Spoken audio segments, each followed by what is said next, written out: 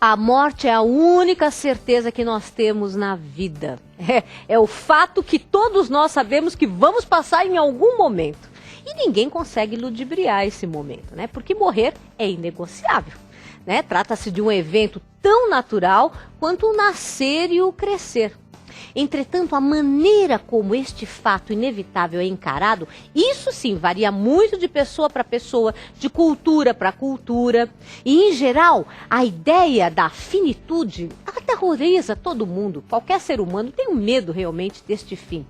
Porém, falar sobre a morte talvez seja um bom começo para que o tema seja tratado com muito mais naturalidade, como era lá atrás, há 50, 60 anos, onde as pessoas eram veladas dentro da sua própria casa. Então a gente, na verdade, encarava a morte como sendo, sem dúvida nenhuma, um fato da vida e de uma maneira mais tranquila. E no bloco anterior eu estava falando com a Vera e deixei esta pergunta no ar.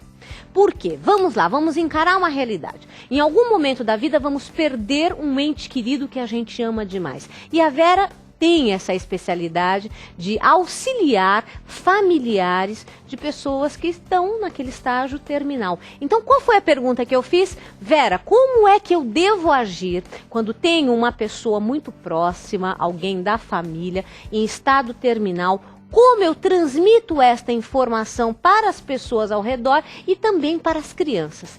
Vera, agora a resposta é sua, minha querida. Bom, a minha experiência é no CAISM, né? Sim. E nós temos acompanhado as mulheres com câncer de mama. Sim. E a experiência de cuidar do familiar, ele passou a ser uma prática também incluída e muito importante. Sim. Falar sobre a morte em si, a morte em si é um fato biológico muito fácil de ser explicado.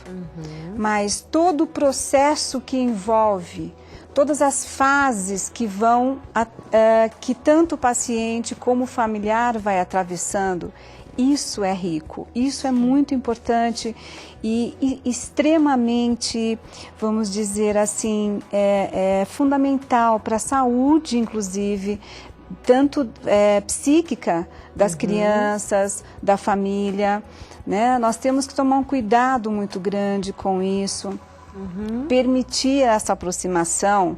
É o trabalho que a gente desenvolve no sentido de que a família, nesse momento, ela se desorganiza muito. Sem dúvida, porque ela tem que se desdobrar para cuidar do ente querido, para fazer, muitas vezes, as funções que aquela pessoa fazia. Sim. E atender as demandas do dia a dia, trabalhar, né? Então, ajudar essa família a entender que ela está vivendo um momento precioso. Vamos lá, você falou sobre a questão do câncer de mama, sim, né? Normalmente são mulheres que têm filhos. Sim. A criança se aproxima da mãe, olha, vê que ela está ficando mais pálida, que ela está passando por um processo de realmente sentir que o corpo está se transformando. A criança chega, se aproxima e fala, mãe, você vai morrer? Qual é a resposta? Dá muito medo, viu, Suzy? Não, não dá medo, aí é que está. Suzy, o medo é do desconhecido. Você está falando da minha mãe, Suzy. Eu já estou preocupado. Por isso é que nós temos que enfrentar essa situação. E a criança faz essa pergunta. Sim. Independente da pessoa estar doente ou não, quantas vezes a criança olha e fala, mãe, você vai morrer? Então, o papai vai morrer? Qual é a resposta que nós devemos dar, Vera? Vamos sim. Sim? Todos nós. O quê? Exatamente. Sim. Como assim? Sim. Sim. A resposta é sempre sim? Sempre sim, meu querido. É a verdade. Ninguém vai ficar pra sementinha, não. Sim. Como assim ficar pra sementinha? Semente. Não, tudo bem. Ninguém fica eternamente. Peraí, Suzy, eu quero entender. Como assim a resposta é sempre sim? Eu tô com medo. Pois é. Então você vai aprender com a Vera. Porque a resposta é essa. É a única certeza que temos. Vamos morrer sim. E quando a criança fala, e agora? Como é que eu vou ficar? E quando será? O que eu respondo, Vera? Eu acho que é muito importante, primeiro, tirar dela o que ela quer saber, o que ela precisa saber, né? E como é que eu faço isso? Às vezes nós vamos com tanta ansiedade, imaginando que ela precisa de informações tão concretas, e no entanto ela precisa, muitas vezes, precisa entender primeiro o que ela quer saber. né? E eu pergunto para ela, filho, o que você quer saber? Sim, o que você está pensando? Sim. O que você acha que está acontecendo? Sim. Né? A mamãe está com o cabelo, caiu o cabelo, a mamãe está doente, né? Eu estou fazendo um tratamento, estou me cuidando e nós vamos viver cada dia, né? Hoje eu estou aqui com você e vamos atravessar esse momento juntos. Perfeito. Então, é passo a passo, né? Primeiro preciso realmente entender o que ela quer saber naquele momento. E uma coisa que é também importante é aprender também com a criança. Porque muitas vezes nós nos surpreendemos, né? Sim. Porque ela tem uma forma especial de lidar com aquilo. Uma forma mais leve, né? E ela nos traz muitas vezes informações que nós imaginávamos que ela não tinha, né? Ok. Eu tenho uma pergunta aqui, Erenice. E como é que fica a religião nessa história? Quando a gente vai na igreja, a gente muitas vezes ouve falar, né, de que as pessoas morreram, tem um monte, em todas as religiões tem umas preparações para a morte. Será que as religiões falam disso pra gente, pras crianças, pra todo mundo de maneira correta? É verdade, Teco. As pessoas buscam na religião uma forma de encontrar respostas. E a gente vê que é importante, todas as religiões tratam de alguma forma da morte, mas as pessoas têm que se abrir a isso. Nós temos a religião que nos dá suporte, mas culturalmente a gente nega essa morte. Então a religião tem um embate ali tremendo, diário, de fazer as pessoas terem uma consciência mais plena e sadia do que é essa morte e não se deixar levar, às vezes, por questões que a distanciam, que fazem a pessoa até mesmo desacreditar em Deus, culpar Deus ou se culpar e levando a situações extremas, até mesmo de depressão, de suicídio, do não saber o que fazer diante dessas questões. Então, uma sociedade que às vezes nos coloca nessas condições, mas as religiões em si, elas dizem para as pessoas, a morte não é algo ruim, ela faz parte, como a Vera disse, é um processo que a gente tem que ir preparando as pessoas desde o início da vida e não esperar chegar o momento da morte para tocar no assunto. Exatamente, que são essas oportunidades do dia a dia, como a Erenice falou, é um bichinho que morre. Outra coisa que eu vejo, e eu sempre oriento os pais para não realizarem dessa forma, às vezes o animalzinho morre hoje, amanhã já estão substituindo o animal com o mesmo nome, com as mesmas características, para que a criança não sofra.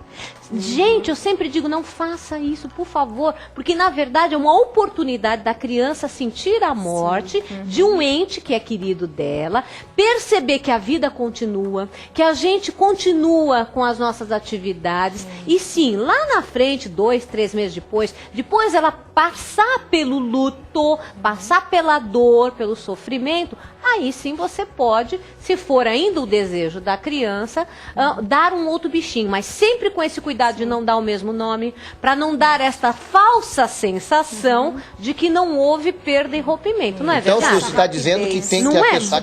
Muito. Diga, sim, meu querido. Então, Suzy está dizendo que a criança tem que sofrer, é isso? Está advogando aqui que a criança tem que sofrer. Tem que sofrer as coisas naturais da vida. Agora, então me diz uma coisa. Sim. A gente precisa falar de morte, preparar de morte só quando tem um ente querido doente, ou a gente precisa falar disso o tempo todo, porque pode acontecer de repente? Eu particularmente acredito que não se espera o momento do doente, não é verdade? São essas coisas do dia a dia, um animalzinho que morre, uma plantinha, não é alguém animado, próximo. Né? A criança ela tem um contato com um desenho animado, o filme, que mostra um personagem que hoje acontece um acidente com ele no desenho, mas dali a 1, 2 segundos ele está de novo correndo e pulando. Então a criança, dependendo da fase, né, da etapa de desenvolvimento, ela vai olhar aquilo como natural. E a gente vê crianças na família perguntando, mas me falaram que a vovó morreu, mas ela vai voltar. Ela tá aqui junto, ela vai entrar pela porta de novo. Por que o papai não vai buscar? Porque para ela, aquela noção do desenho animado é que tá refletindo. Pô, mas não é que nem no videogame, que a gente tem várias vidas?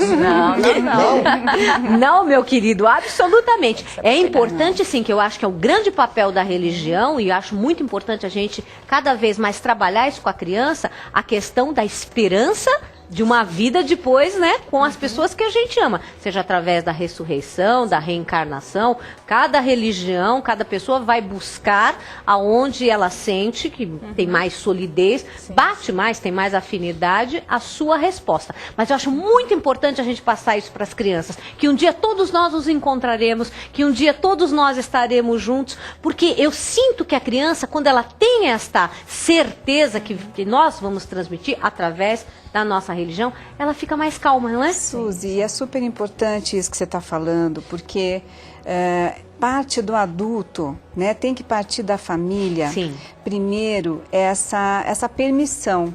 Sim. Né? Se o pai ou a mãe tem muita ansiedade em relação a isso, ele vai acelerar o processo e justamente vai deixar esse espaço, que seria um espaço de reflexão importantíssimo, que ajuda no processo de maturidade, de evolução da criança. Sim, sim. Né?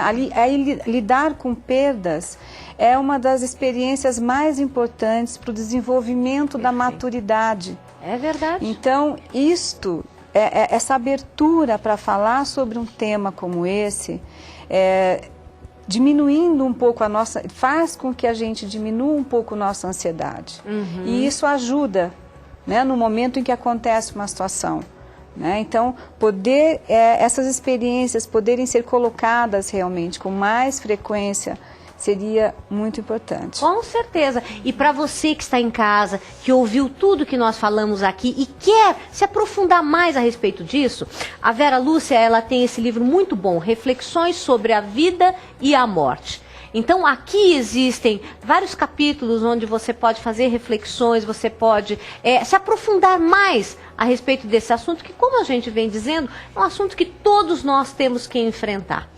E também você, Erenice, você como catequista, você faz um trabalho muito interessante com livros também a respeito da morte. Como é que você trabalha com esse livro? Olha, Agridoce Nostalgia, da Tatiana, né? Porque a Tatiana é uma graça.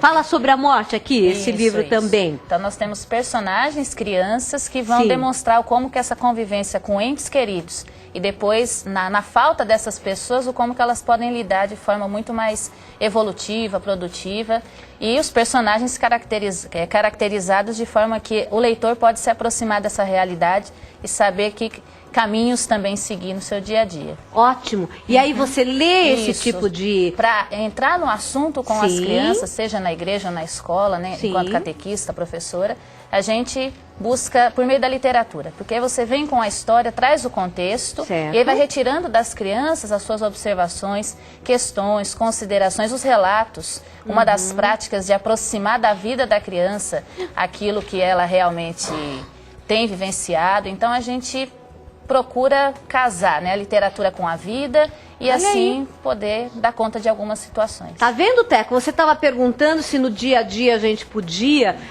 puxar este assunto. Temos aí essa dica através de livros. A gente fala a respeito da morte. Isso é muito legal, viu, Suzy? Porque a gente, criança, assim, a gente consegue entender melhor quando a coisa é mais lúdica, né? Quando não é na realidade do dia a dia, assim, né? Exatamente. E através dos livros a gente também tem acesso a uma forma gostosa da gente falar sobre um assunto tão difícil.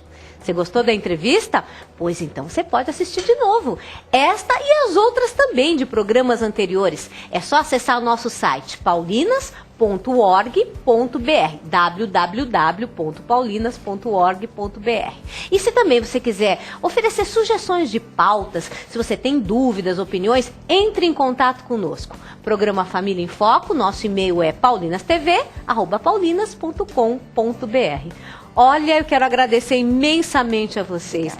Vera, muito obrigada por ter vindo. Foi muito enriquecedora a sua opinião. E você também, Erenice, muito obrigada porque você deu várias dicas de como a gente no dia a dia pode orientar as nossas crianças a lidar com essa situação de uma maneira mais positiva. Muito obrigada mesmo. Obrigada. Obrigada.